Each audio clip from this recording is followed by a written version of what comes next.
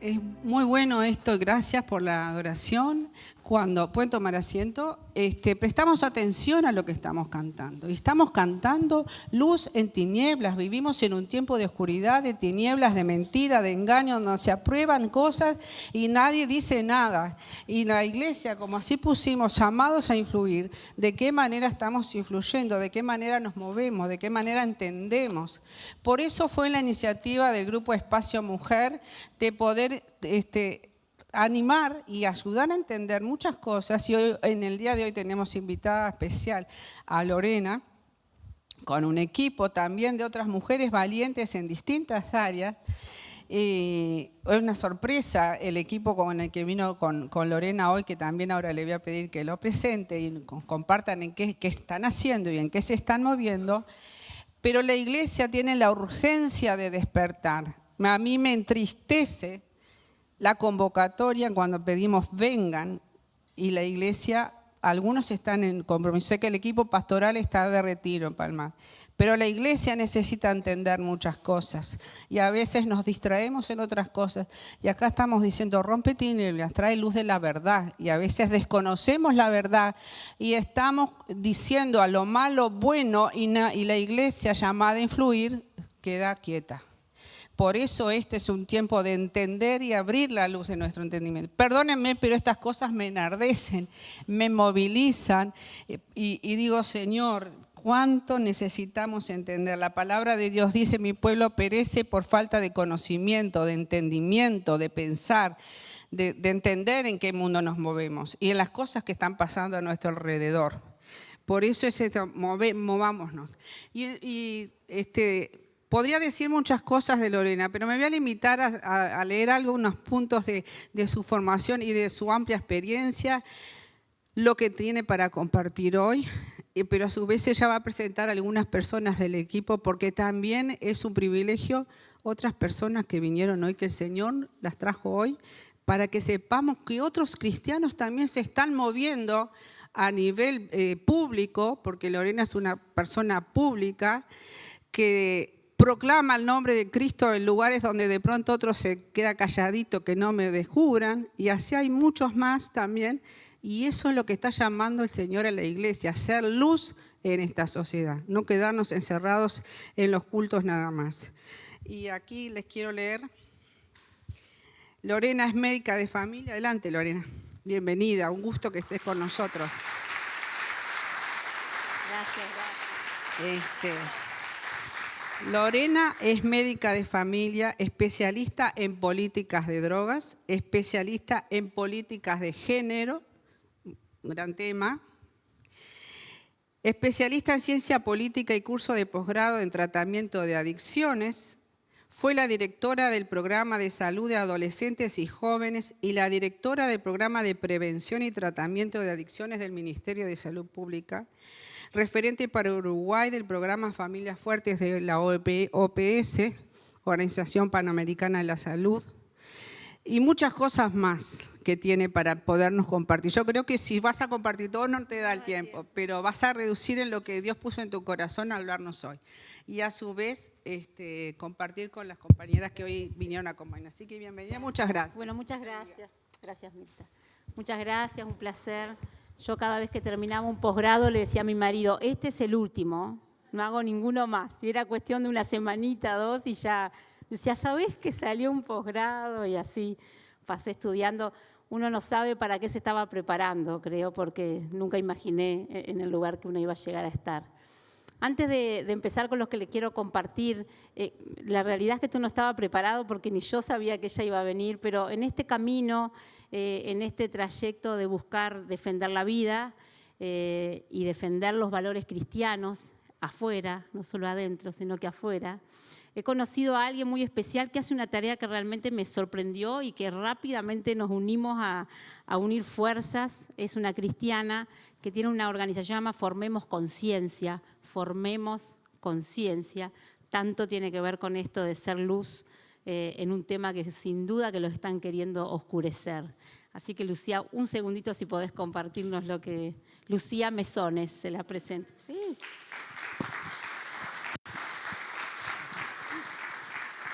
Bueno, buenas tardes a todos. Qué privilegio. En realidad yo le digo, Lorena, te voy a ir a ver porque me puedo escapar un ratito. A mi hija le sacaron una roja en el partido de la otra vez y entonces no tengo partido, así que te vengo a ver y la verdad que gloria a Dios porque nada, compartir un poquito lo que hacemos e invitarlos a todos ustedes a trabajar en este rompemos cadenas, en este sal y luz y ayudar a sanar. Es un privilegio para mí poder llegar a ustedes, la verdad.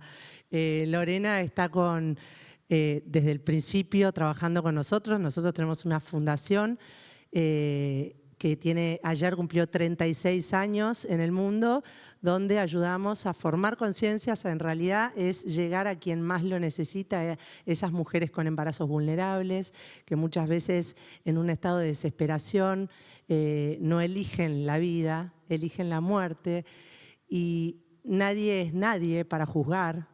Nadie es nadie para señalar. Nosotros decimos señalamos acá y hay 3 que nos señalan a nosotros, ¿no? Entonces quebramos ese dedito y invitamos a acompañar y a entender por qué una mujer llega a ese estado de vulnerabilidad, probablemente en soledad, en angustia, en desesperación, viviendo un montón de cosas que no la dejan tomar una decisión con amor y con seguridad y con verdad, ¿no? Entonces, bueno, las acompañamos, gracias a Dios llegan a nosotros, porque Dios así se encarga de que lleguen. Y bueno, y en esos momentos es cuando trabajando para el reino aparece Lorena y aparecen muchas personas más, pero sobre todo Lorena, que estaba en el Ministerio de Salud.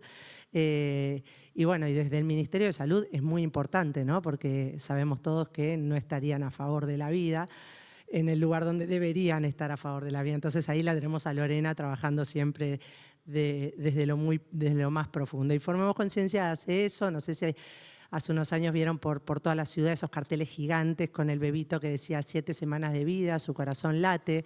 Bueno, eso fue una movida que salió de Dios y que se llevó a cabo gracias a la ayuda de Dios y de todos los que creen en esta verdad. Y si se ponen a pensar, los que saben sumar, que no es mi caso, es algo caro.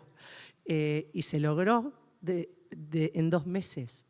Y duró 1 mes toda esa campaña durante 2 años. Entonces, ahí te das cuenta de cuando somos sal y luz y rompemos cadenas y queremos ayudar también a sanar a quienes ya pasaron por esa herida, las cosas salen, porque podemos orar, pero orando desde casa en la comodidad no hacemos mucho. Entonces podemos orar, pero poniendo el cuerpo, ¿no? Esa batalla de soldados de Cristo, de poner el cuerpo y salir adelante y enfrentar y embarrarnos y sangrar y lograr llegar a ese amor que necesita el más vulnerable y el más herido. Y ahí hablaba de sanidad, la canción, que la verdad que es un mimo también estar acá por eso, escuchar estos ángeles que cantan y que llega y que penetra el corazón y el alma, porque hay que ayudar a sanar a los que ya pasaron por esta herida. Entonces también trabajamos en la herida del posaborto, esa herida que no solo deja a la madre que pasó por un aborto, sino a todos los que están alrededor.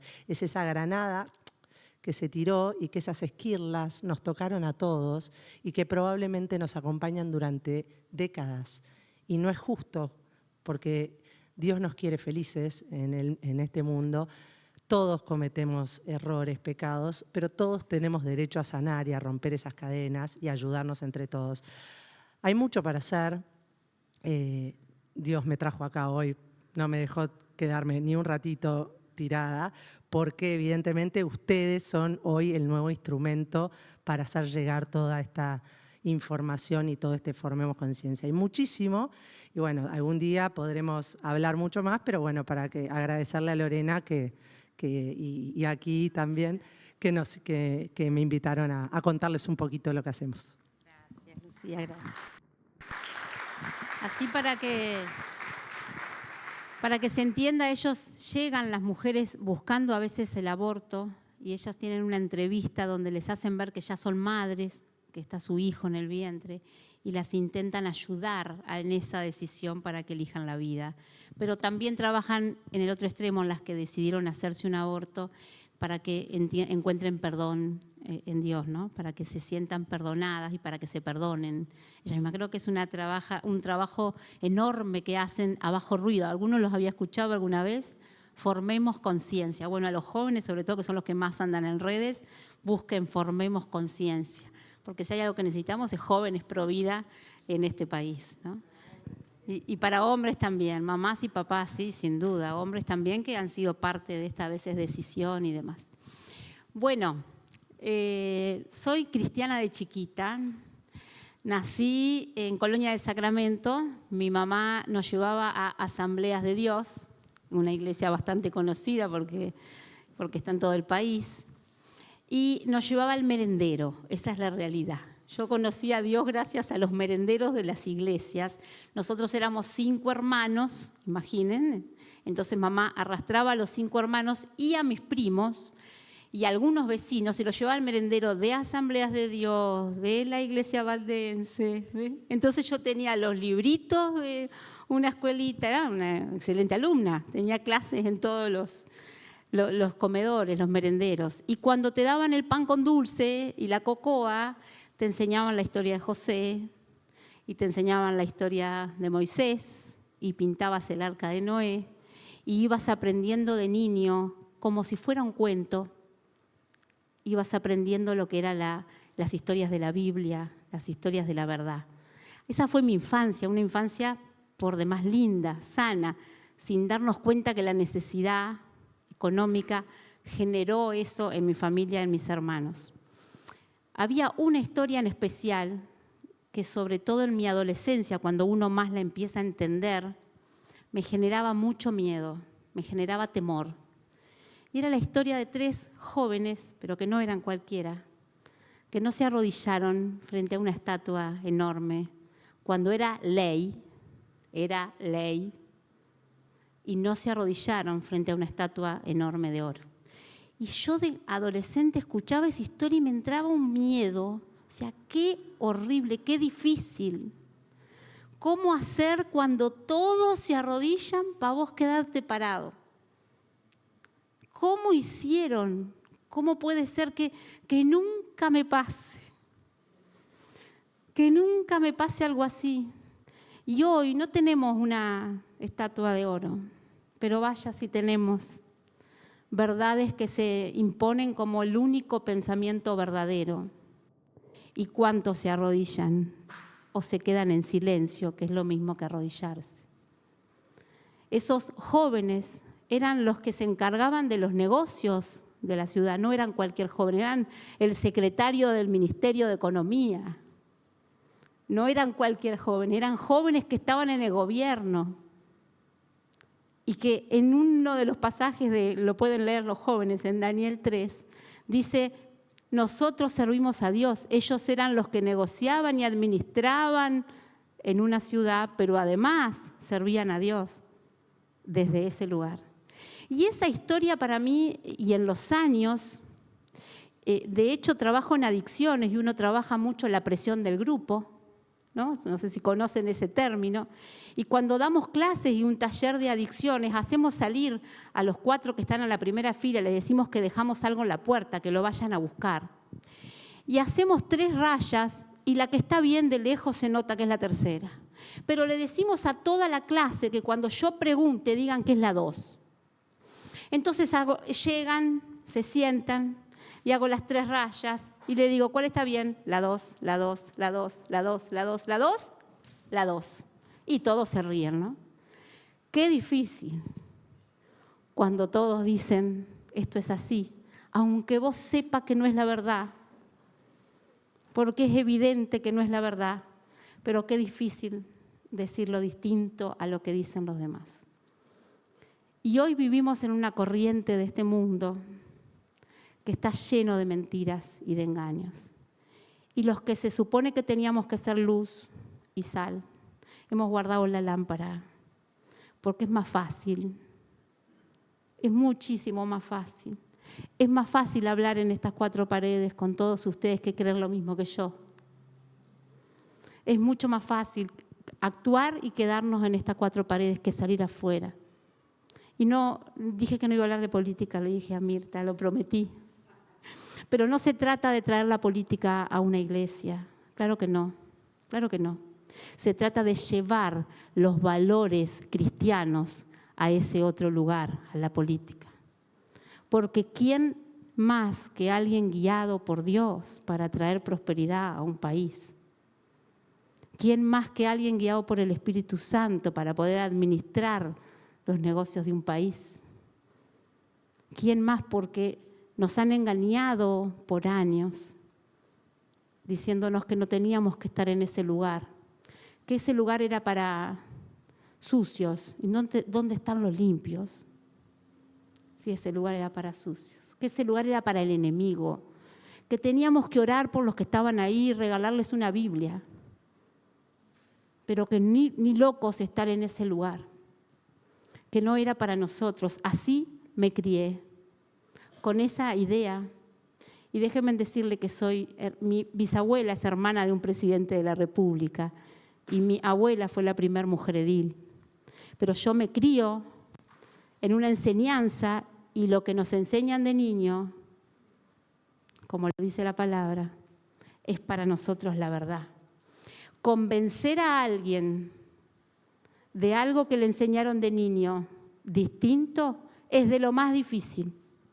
Porque lo que a vos te enseñan de niño, para vos eso es así. Por eso es tan peligroso lo que hoy está pasando. Vengo a estudiar a Montevideo. Cuando vengo a estudiar a Montevideo, yo en Colonia hice escuela y liceo, para que sepan los jovencitos, en el liceo me decían la pastora, la gloria a Dios, la aleluya, ¿no? Todos usaban la pollera por acá y yo la usaba por acá en el liceo.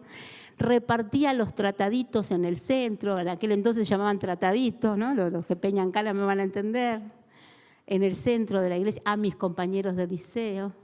Cuando vine a Montevideo dije acá, un nuevo amanecer, no se entera nadie que soy cristiana. Hice la facultad, me recibí, gracias a Dios. Trabajé en Cerro Norte 10 años, era mi sueño. Yo entraba a Montevideo viniendo en el ómnibus de Colonia y veía, ¿no?, esos ranchos y decía, ay, cómo me gustaría trabajar ahí. Ay, cómo vive esa gente. Y Dios me lo permitió. Y ahí estuve 10 años viendo las situaciones más difíciles, familiares, económicas, de salud, que se puedan imaginar. Estando ahí es que empiezo a hacer el posgrado en tratamiento de las adicciones, el curso de posgrado en Argentina, porque acá no había para médicos un posgrado así, porque se imaginan que mis consultas muchas veces era de una abuela porque el nieto estaba consumiendo, de una mamá porque el nieto, de una hermana porque el hermano estaba consumiendo y ahora estaba preso. Y esas eran mis consultas. Yo tengo que poder ayudar mejor, tengo que tener más herramientas. Hago el curso de posgrado de tratamiento de las adicciones y empiezo en una policlínica de adicciones en Cerro Norte. También trabajo en un programa en esa época del Observatorio Uruguayo de Drogas, de la Junta Nacional de Drogas, de personas en situación de calle por consumo de sustancias. Ahí me relaciono con todas las iglesias, porque convengamos que si hay alguien que da una mano en este país, pero como no están en política, nadie los avala, nadie les hace una ley para que les den los recursos necesarios, pero convengamos que son las iglesias las que tienen. Déjenme decirle que de 2.000, casi 500 camas que hay en Uruguay para adictos, 2.000 son de iglesias cristianas. Eso no sale en ningún lado. Entonces empiezo a trabajar y por supuesto uno que conoce, empieza a acercarse a la gente con esa problemática y por ahí empiezan a hablar que en Uruguay iban a regular el mercado del cannabis.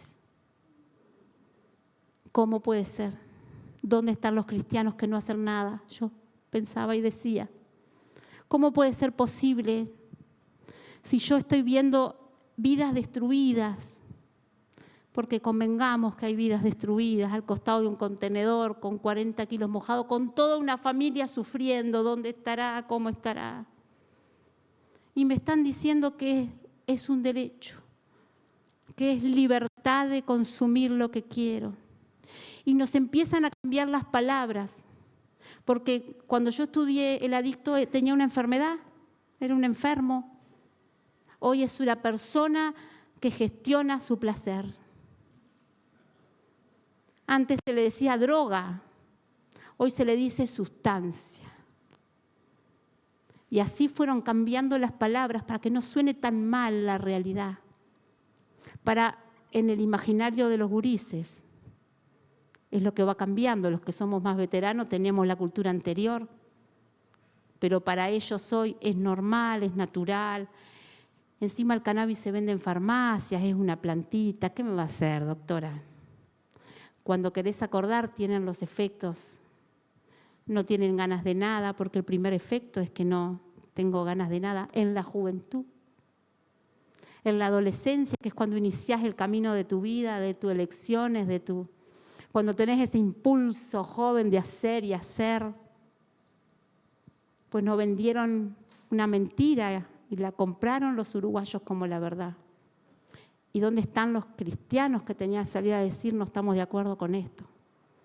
No lo compartimos. Sigo trabajando en adicciones y ahí hago el posgrado en políticas de drogas, porque entendí que había que cambiar las cosas, pero nunca jamás desde un partido político, ¿no? Desde las políticas, desde las decisiones, pero no desde un partido. Ahí yo paso a trabajar al Ministerio de Salud Pública, creo que en ese entonces más o menos me conozco a Mirta. Y en el Ministerio de Salud Pública paso a ser parte del programa de adolescencia y juventud. Programa de adolescencia que todas las políticas que hacía, todas las tareas, los procesos, los programas, todo lo que hacía tenía que ver con sexualidad. Embarazo en adolescencia, de educación sexual con perspectiva de género, diversidad sexual, la mesa de salud y educación sexual, la mesa de salud trans. Todas esas mesas las integró la persona que ustedes tienen enfrente, sin que nadie sepa que yo era cristiana. Ahí pude ver, ahí pude conocer de adentro cómo son, cómo nos tienen a los cristianos, sabiendo que somos los que si nos levantamos podemos hacerlos caer. Había un momento que estaba pronta la guía de educación sexual, la famosa guía que tanto era peor la que querían hacer que la que salió, les quiero contar. Y era diciembre y ellos decían, ¿ustedes vieron todas esas bandoleras de Navidad con Jesús? Todos esos están en contra nuestro, en contra de esto, así que este no es momento. Pero vamos a dejar que pase diciembre porque después se les pasa a los cristianos. Fui parte de esa lucha en decir la culpa de que la mujer hoy viva violencia, es de la cultura cristiana, del patriarcado de la cultura cristiana, de que nos enseñaron que la mujer tenía que ser sumisa y el hombre la cabeza del hogar, lo peor que podés decir hoy en día. Y lo tienen totalmente presente. El enemigo es la cultura cristiana. El enemigo para el avance de sus políticas, de sus ideas, es la cultura cristiana.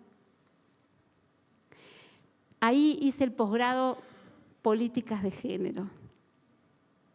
¿Se imaginan lo que fue? Tenía un profesor que tenía un género fluido. Un día venía vestido de mujer y otro día venía vestido de varón. Pero ¿saben qué? Han calado tanto, han sabido avanzar tan rápidamente, han sido tan estrategas que estoy seguro que muchos de ustedes no se animan a decir que el hombre es hombre y la mujer es mujer, porque en la Biblia dice, hombre y mujer los creó. Y que aunque hagas lo que hagas, nunca vas a poder cambiarlo. Y que todas las células de tu cuerpo son de mujer o son de hombre. Y que somos tan distintos, mujer y hombre, que los hombres tienen una enzima que degrada el alcohol en el hígado, que las mujeres no la tenemos, por eso pueden tomar más que nosotras. Que la disposición de la grasa es distinta, a nosotras se nos viene para acá, a ellos se los vienen. El cerebro es distinto.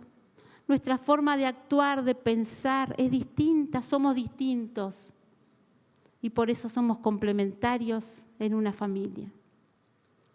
Pero hoy han calado tanto con este pensamiento único que nos mantuvo en silencio a todos nosotros. Y yo, que era parte de estar del otro lado, decía, ¿dónde están los cristianos que no hacen algo? Que no salen a hacer algo. ¿Cómo puede ser que presenten esta guía y nadie se queja? Y si se quejan, es un barullo desorganizado. Y saben una cosa, cuando uno convoca desde el ministerio, porque quiere hablar de algo que tenga que ver con libertad religiosa, y convoca a los católicos, viene un representante de los católicos. En Uruguay, el representante de los católicos. Cuando uno convoca a otras religiones, viene el representante.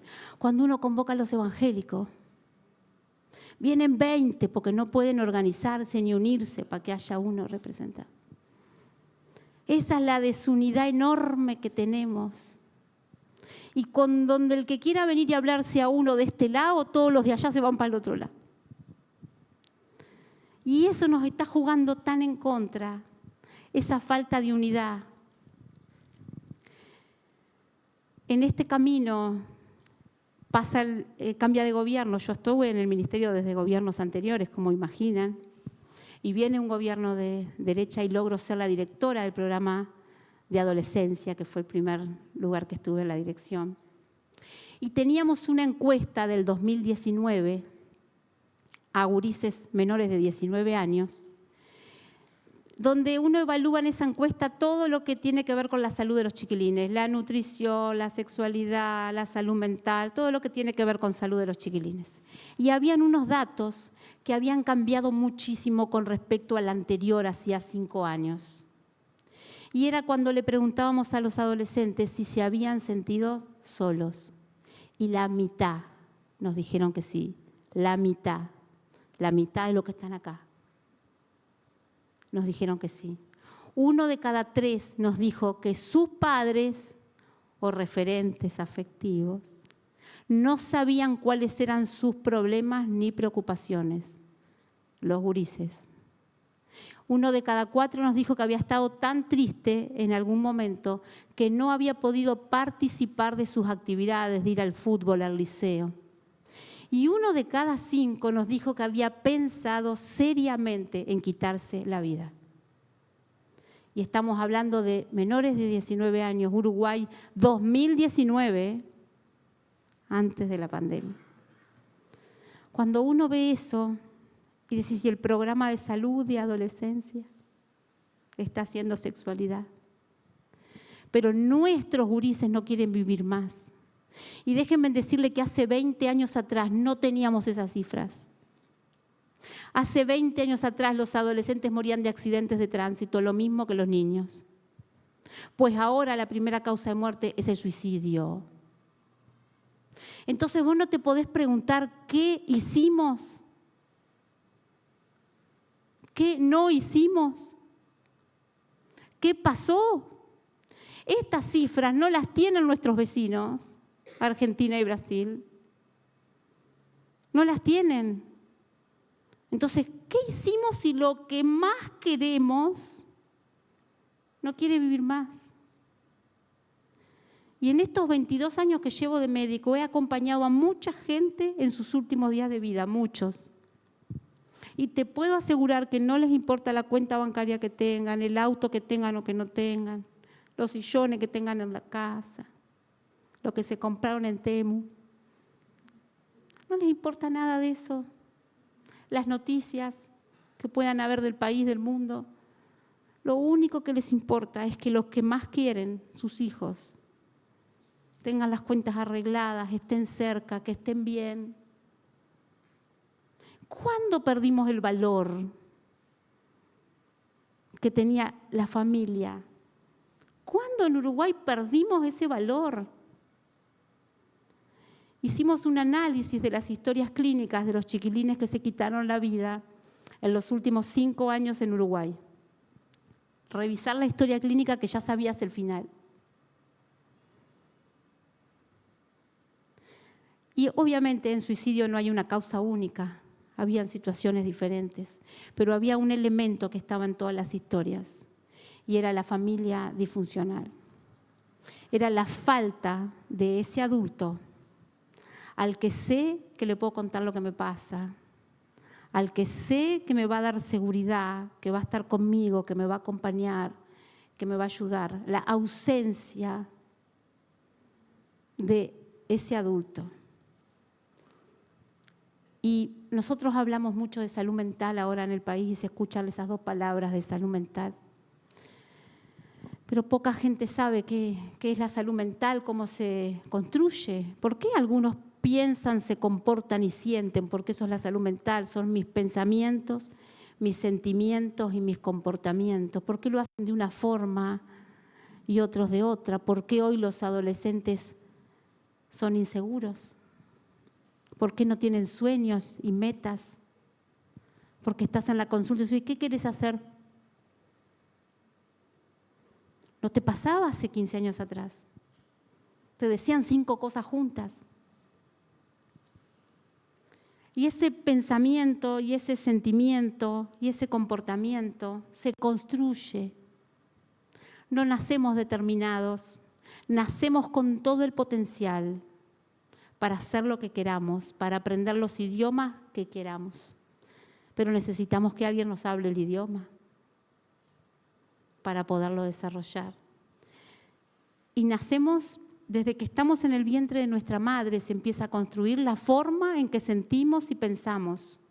Por supuesto que cuando estamos en el vientre de la madre es a través de hormonas, ¿no? De la adrenalina, del cortisol, de la dopamina, de la oxitocina. Unas me dicen tranquilidad. Esa madre que está tranquila, que está acompañada, que está feliz, que está disfrutando su embarazo. Y otras de esas sustancias me dicen peligro, inseguridad, violencia, gritos, miedos. Ahí empiezo a formar la forma en que yo voy a ser, valga la redundancia. Cuando nacemos, los médicos hablamos del apego y los psicólogos también, y es simplemente una persona, mamá, papá, la abuela, el abuelo, una persona que me brinde seguridad, buen trato, que sea sensible a mis necesidades y que reaccione frente a mis necesidades. Si un niño tiene esa persona, desarrolla, florece su cerebro y empieza a desarrollar saludablemente su forma de pensar, de sentir. Cuando, obviamente que la adolescencia, que es mi etapa favorita de la vida, es todo un cambio, obviamente. Es el más importante. Pero déjame decirte, y miro para acá que están la mayoría de los adultos, ahora voy a mirar para allá. Déjame decirte que cuando vos tenés hijos, nietos, sobrinos, tenés 20 años, nada más. Sus 20 años, que se potencian en los últimos 5, son para generar su forma de pensar, de sentir y de comportarse. Y vos, adulto, tenés la capacidad de moldear eso con la demostración de amor y con la puesta de límites. Si vos tuviste la capacidad de demostrar amor, si tu hijo sabe que es amado, que es aceptado como es, si tuviste esa calidez necesaria para que vean en vos un ejemplo, esa calidez que mantiene la calma cuando algo no nos gusta, pateamos una puerta y rompemos una silla cuando algo no nos gusta, porque eso es lo que están aprendiendo, que cuando algo no me gusta, ¿cómo reacciono? Ese es el aprendizaje y el molde que vos le vas haciendo al cerebro de tu hijo, de tu nieto. Demostración de amor y puesta de límites. Y convengamos que estamos con una generación sin límites. Convengamos que nuestra generación le tenía miedo a nuestros padres y ahora le tenemos miedo de decirle que no a nuestros hijos. Cuando los límites son los que dan seguridad, y para que mi cerebro se desarrolle y avance, necesita seguridad. Seguridad, yo sé que entre acá y acá puedo andar. Seguridad son las 2 líneas blancas que están en la calle cuando manejo de noche oscura. Yo sé que por ahí voy seguro. Y el límite es a qué hora se apaga la tele, se hacen los deberes antes de comer. El límite tiene que ver con la rutina, con las cosas del día a día, con aprender que mis actos tienen consecuencias. Y si mi acto fue que me olvidé de la tabla de dibujo, déjalo que se saque un 1. No corras a llevársela. Porque están aprendiendo, están moldeando esto para aprender cómo actuar, cómo sentir y cómo comportarse para desarrollar una salud mental. Por supuesto que la adolescencia y la juventud es una etapa hermosa, difícil, divina. Tiene mal marketing, lo único, ¿no? Porque uno dice, ay, tengo un hijo adolescente, ¡ah! ¿No? Tiene un marketing horrible. Pero en la adolescencia son esos últimos 5 añitos, te diría que un poquito más en algunos, donde mi cerebro cambia tanto que yo empiezo a ver de diferente forma. Porque cuando yo soy niño, mi mamá es una reina, la mejor. Cocina divino, es hermosa, ¿no? Es la mejor. Y mi papá es un héroe, es fuerte, es bueno, es fuerte, es grande. Pero cuando yo soy adolescente, ya miro otras cosas que antes no me daba cuenta porque mi cerebro de niño no me lo permitía. Y me empiezo a dar cuenta en mi juventud que mi mamá no es ninguna reina y mi papá no es ningún superhéroe. Y quiero cualquier cosa menos parecerme a mi mamá o a mi papá. De hecho, si los encontrás en la calle y le decís, estás igualito a tu mamá, es lo peor que le podés hacer a un adolescente. Porque en esa edad yo quiero ser distinto, me quiero separar. Porque es la edad, la construcción de la identidad. Miren qué palabrita. Donde yo voy a empezar a saber quién soy, cómo soy. Y déjame decirte que tu hijo, tu sobrino, no es igual a vos, no es tu sucursal. Piensa distinto, siente distinto, empieza a sacar sus propias conclusiones de las cosas. No se parece a vos, sí, se parece en lo que vos enseñaste a hacer, hace las mismas rutinas que vos, pero es distinta persona y lo tenés que conocer. En la adolescencia, yo empiezo a darme cuenta cómo soy. Cuando soy niño, yo no me doy cuenta si soy gordo, si soy flaco, si tengo los pelos lacios. Les digo que a mí me gustan los rulos y miren, me los hice y ya se me están yendo. No me doy cuenta cómo tengo el pelo, si soy linda, fea, flaca, gorda, nariz, nada, no me doy cuenta. No tengo la imagen corporal todavía en mi cabeza. Entonces yo voy por la vida y me ponen un vestido que me queda chico y me ponen una camiseta trucha de Peñarol de la feria y me voy contento. Porque todavía no tengo esa imagen de mí.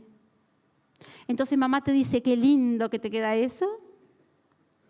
Pero en la adolescencia me empiezo a dar cuenta que tengo las piernas más gordas de lo que quisiera, que tengo el pelo lacio y quiero rulos. Viene el acné, que no soy tan linda como las demás, que no soy tan inteligente como los demás, que no soy tan buena en la educación física como son las demás. Y ¿saben qué? Nosotros, los que somos de menudo para atrás, nos comparábamos con nuestros compañeros de clase y con nuestros vecinos del barrio. A comparación, andábamos en el montón, ¿no? Pero ellos se comparan con las que están todas divinas, todas felices, todas flacas. Y vos te pusiste un jogging porque el jean no te entra más. Entonces, en esta etapa es donde hay un riesgo enorme, que es la baja autoestima. Porque empiezo a desarrollar mi imagen, que es donde empiezo, para terminar la adolescencia, yo tengo que saber quién soy, cómo soy, cuáles son mis familiares más cercanos. Esa es parte de ese proceso de la adolescencia. Imaginen lo que viven estos chiquilines, que es bien distinto que lo nuestro, a nuestra edad. Porque además, si tenés los mejores championes, esos grandes así abajo, sos el mejor.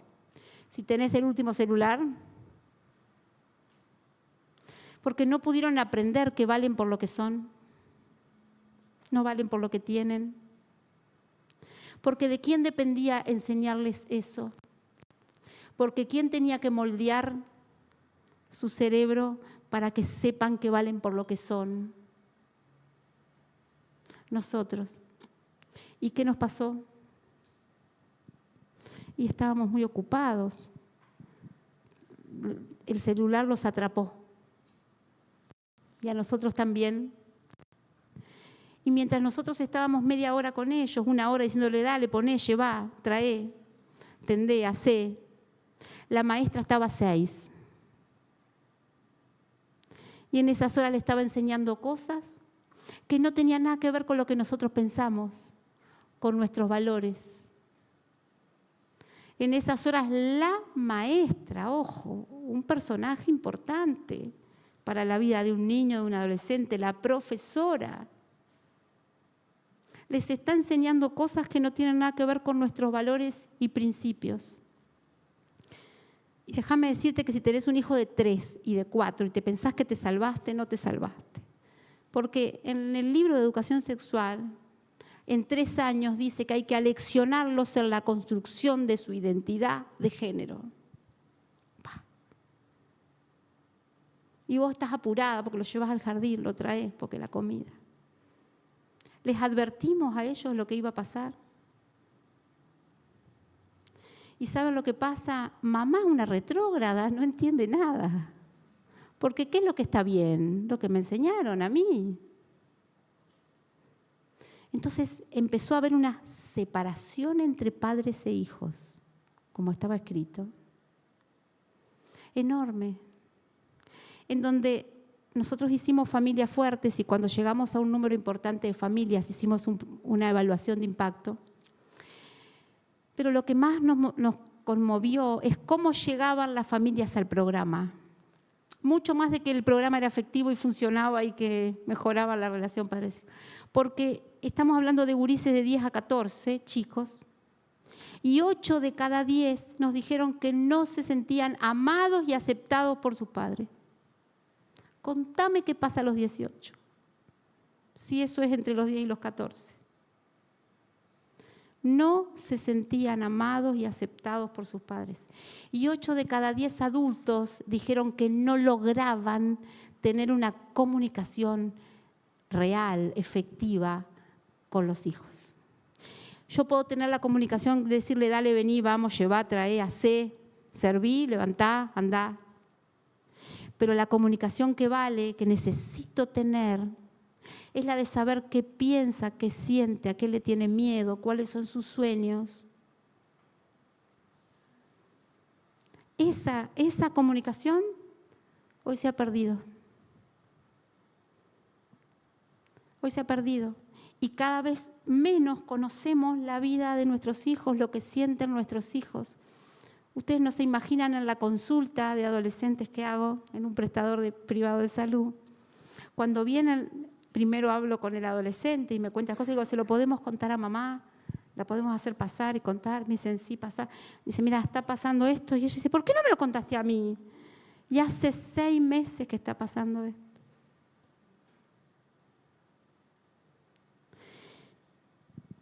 Porque en la comunicación tenemos tanto que aprender. Porque antes, ¿saben cómo nos comunicábamos? Y mientras comíamos todos juntos los domingos en la mesa y nos enterábamos, los chumeríos, toda la familia, de lo que le pasaba a los primos, a los tíos, y todos opinábamos. Porque jugábamos las cartas, al ludo. Jugábamos los juegos de mesa y mientras jugábamos nos contaba que el compañerito y que el otro compañerito. Porque compartíamos, porque le advertíamos lo que puede pasar y hoy entre que nosotros no estamos presentes, que no nos damos cuenta que son los años más importantes que moldean su forma de pensar, de sentir y de comportarse. Hoy ves adultos en la consulta y a Mirta le debe pasar. Y cuando me dijo 4 cosas, le pregunto, ¿con quién viviste de niño? ¿Qué pasó? Porque enseguida te das cuenta que ahí hubo una ausencia de esa imagen paterna necesaria, de esa imagen materna necesaria porque no somos iguales y se necesitan las dos imágenes. Entonces, esta es la realidad que vivimos en nuestro país. Y le ponemos un plus. Y aprovecho que hay chiquilines para contarles esto. Cuando a vos te da un abrazo bien fuerte alguien que vos querés y te da un abrazo de esos ratos así, en ese abrazo con tu hijo un rato, se liberan unas sustancias en el cerebro, dopamina, oxitocina, y van a un lugar que es el centro del placer. Porque somos una máquina perfecta, Dios nos hizo una máquina perfecta. Y tenemos un lugar que es el centro del placer, que se estimula con lo que hace que la raza humana pueda seguir viviendo. Comer, dormir, las relaciones sexuales. Por eso que cuando vos comés una torta con dulce de leche, con merengue arriba y haces qué rico. Ahí se liberó esa sustancia que hace que quiera más de esa torta. ¿No? Si vos, a mí me gusta el chorizo al pan, si vos comés chorizo al pan, así el chorizo, que se vea la mayonesa, el tomate, el pancito, ¿no? Y comés y te encanta el chorizo al pan, vos ves un carrito, ves la gente haciendo, ¿y qué te pasa? Se te hace agua la boca. Es más, mañana van a pensar que quiero comer y les va a venir a la mente el chorizo al pan, porque lo hablamos y los hice pensar. Si vos vas a un país que hay una comida, ponele chorizo al pan, y nunca comiste en tu vida, vos ves ese carrito donde venden, no te pasa nada. ¿Verdad? Ese centro del placer, donde nosotros tenemos las cosas que nos hacen seguir viviendo como raza humana, la comida, el sexo, ¿no? El dormir, cuando te bañás, te pones el pijama y te acostás en la cama, ¿no? Si les pasa todo eso, quiere decir que no tienen depresión, es la parte positiva, ¿no? Porque quiere decir que el centro del placer funciona bien. Ahí, en ese lugar, de eso que nos gusta, ahí actúan las drogas. Miren si serán. Ahí, generándonos placer, nos gusta. Tenía un paciente que me decía, me encanta la cocaína, mi madre no me entiende. Por eso es tan difícil el tratamiento. ¿Quién deja de comer algo que le guste? Decile a las que están bajando de peso y haciendo dieta. Por eso es tan difícil y en 22 años de médico ningún paciente me vino a decir, vine porque me dejó de gustar, ayúdeme a hacer un tratamiento para dejar. Vienen porque el problema que les trajo, la madre lo sacó de la casa, la esposa lo echó, le sacaron los hijos, perdió el trabajo. El problema que les trajo es tan grande que vienen a buscar ayuda para ver si pueden parar o achicar, como me dicen los pacientes. La verdad, doctora, que yo lo quiero achicar un poco, se me fue la moto. Ahí actúan las drogas. ¿Y nosotros qué imagen le estamos dando a través de nuestro país a los jóvenes? Que no pasa nada, que es el gestionar tu placer, vos tenés derechos. Imaginen qué difícil es un tratamiento de eso.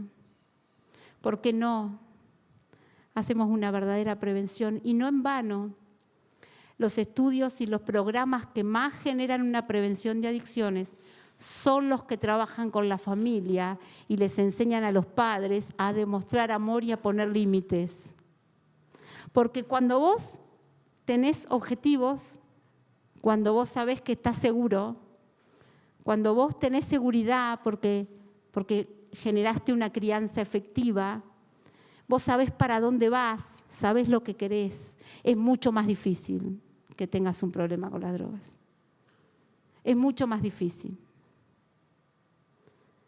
Entonces, vivimos en un país, y déjenme decirle que es verdad que estamos en los últimos tiempos y que esto iba a empeorar, pero no tenemos la realidad que nuestros hermanos. Vayan a El Salvador, vayan a Paraguay. Somos los peores de la clase. Somos. No ha avanzado en esos países como ha avanzado acá. ¿Y saben por qué no ha avanzado? Porque los cristianos se levantaron, ocuparon el lugar que había que ocupar, levantaron la voz. ¿Y soy cristiana y qué? ¿Y saben qué? Nos han dicho que no hay una ideología política en la iglesia y es mentira. Y nuestra ideología política es anterior que el marxismo y que el comunismo y está en la palabra de Dios.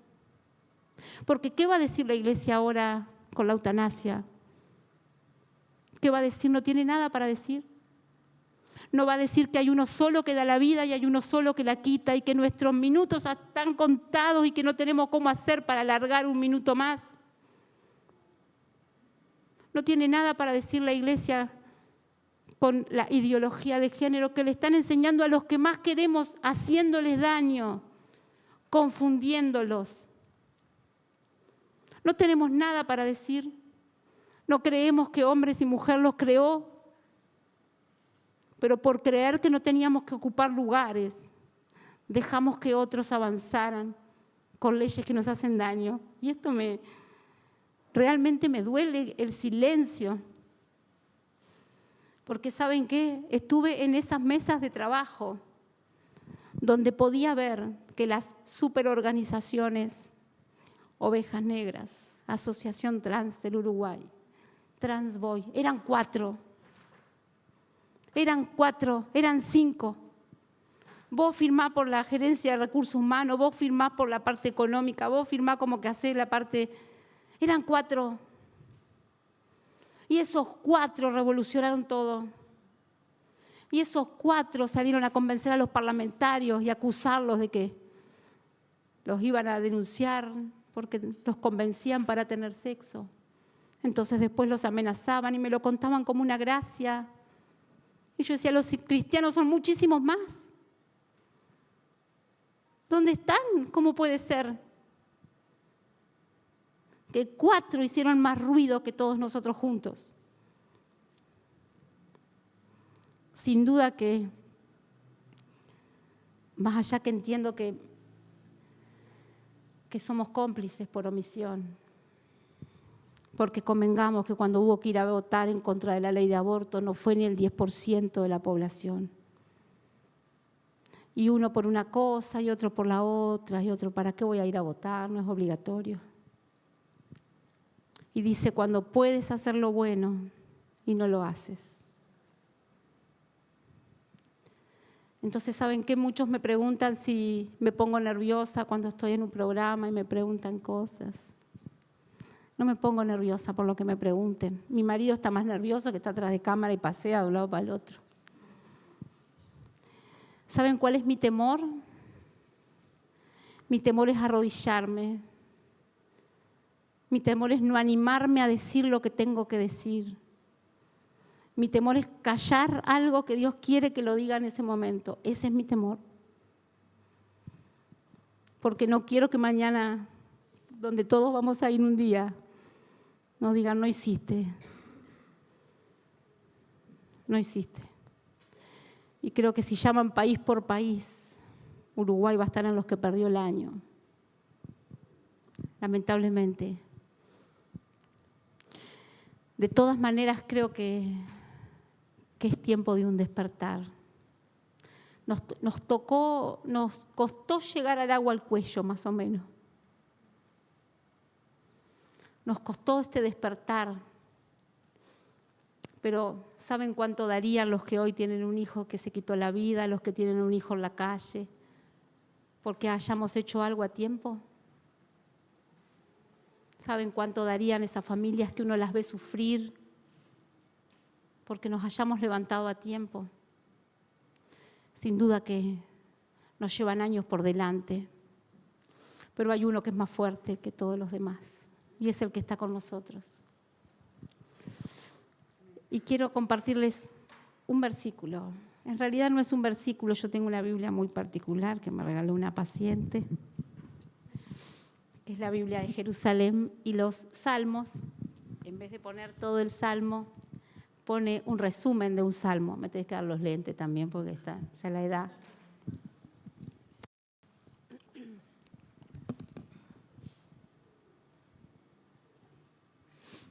Y el resumen del Salmo 11 dice así: cuando los cimientos religiosos y morales se desmoronaron, cuando los cimientos morales se desmoronaron, ¿tendrá que huir el justo del injusto triunfante como el pájaro del cazador?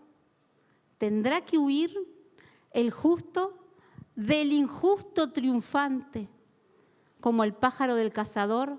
Dios domina la situación. El justo puede hacer frente con confianza. No tengo dudas que nos tenemos que basar en el amor. No tengo dudas que tenemos que hablar desde el amor porque hemos sido llamados para amar a todos. Pero no por eso tenemos que callarnos. Pero no por eso tenemos que tener miedo. No por eso tenemos que tener vergüenza de decir soy cristiana. Y le hablo a los cristianos que tienen que defender la verdad. Y la verdad nuestra es la verdad de Dios. Entonces, ¿por qué no levantarnos todos y ocupar el lugar? Quiero creer que hay un despertar y creo que hoy esté acá y les voy a decir que tengo una agenda que si les dijera a todos que sí, tendrían un lugar todos los días. Porque gracias a Dios la iglesia está despertando. Porque gracias a Dios hay un remanente que se va a levantar y va a defender nuestros valores y principios. Porque hay una juventud que no ha sido arrasada con este río y que va a aprender a nadar contra la corriente, que no es fácil, pero saca músculos, chiquilines. Muchas gracias.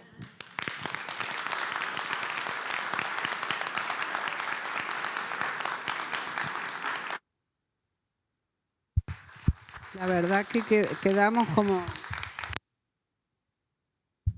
sin palabras, ¿no? Sin palabras, muy fuerte, muy tremendo. Y saben que tengo una angustia que me hace pensar, Señor, perdónanos. Perdónanos, Señor. Perdónanos por no estar parados donde tenemos que estar parados, por no estar siendo la luz donde tenemos que llevar luz. Que Dios nos perdone, pero que nos encienda realmente con su espíritu para el tiempo que estamos viviendo.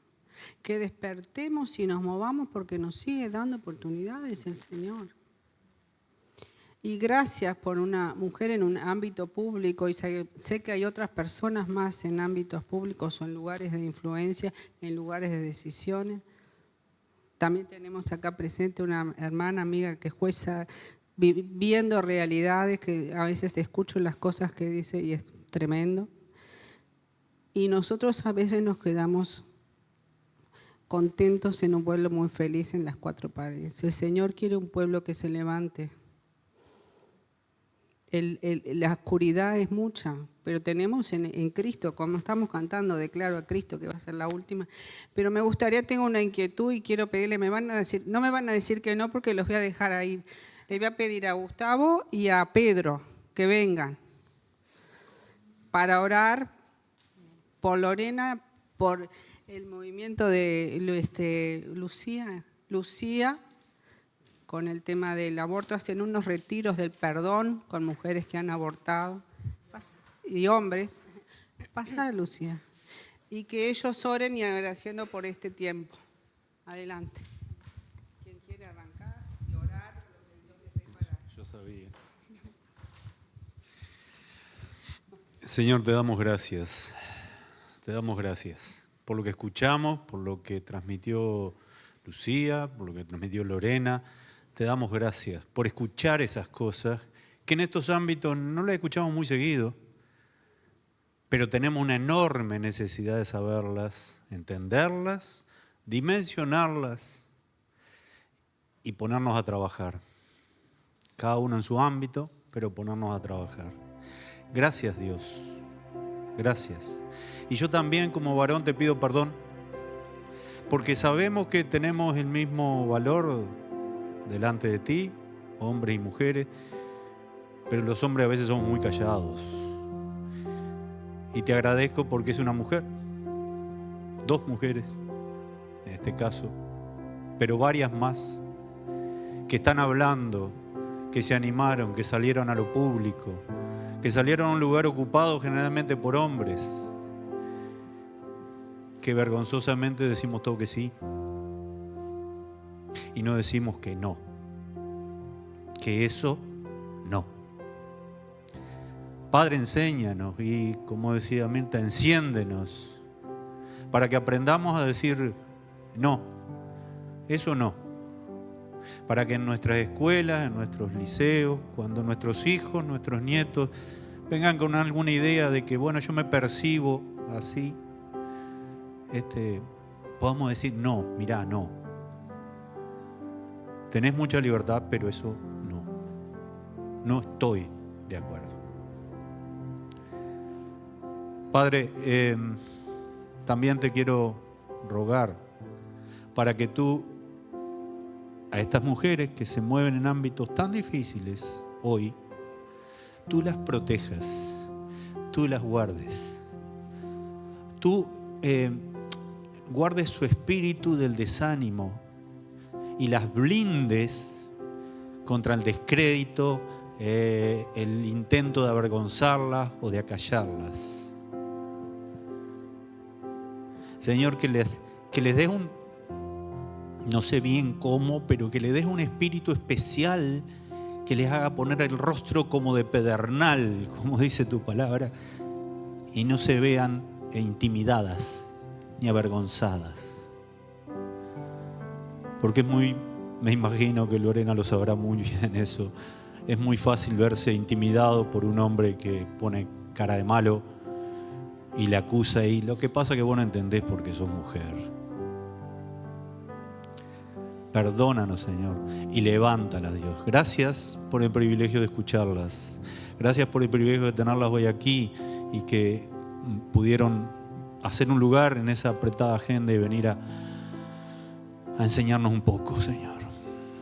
Gracias, Dios, porque más de la enseñanza y de las experiencias transmitieron algo más y transmitieron un deseo y un anhelo profundo de que las cosas no sean como van, que vayan en otro sentido y que vayan en el sentido que tú tienes pensado para los humanos, para la gente, Señor. Así acompáñalas. Te damos muchas gracias por todo lo que le has permitido caminar y todo lo que le has permitido alcanzar, Señor. Gracias por ese respaldo, Dios. Muchas gracias. Pero necesitan de nosotros, Señor. Necesitan de las iglesias, necesitan de los creyentes. Señor, enciende nuestra mente y corazón para que estas cosas se pongan en funcionamiento y tengamos la valentía, Señor, de una buena vez de expresarlas, decirlas y no escondernos en el montón. Gracias, Dios. Gracias por sus vidas. Les bendecimos, les honramos y ponemos todo el poder de tu Espíritu, Señor, en sus corazones y sus mentes, en sus gestos y en su hablar, para que sean escuchadas, para que tengan tu favor. En el nombre de Jesús. Gracias, Señor.